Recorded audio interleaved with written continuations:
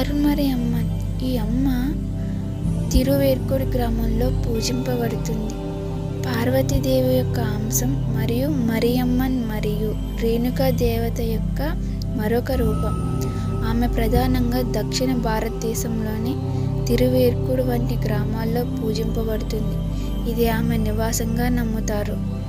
ఈ కరుమరి అమ్మన్ ఇక్కడ మనకు త్రిశూల, ఖడ్గ, కపాల మరియు డమరుకం, వేప త్రిశూల కత్తితో చూడ చక్కగా కనిపిస్తుంది మనకు.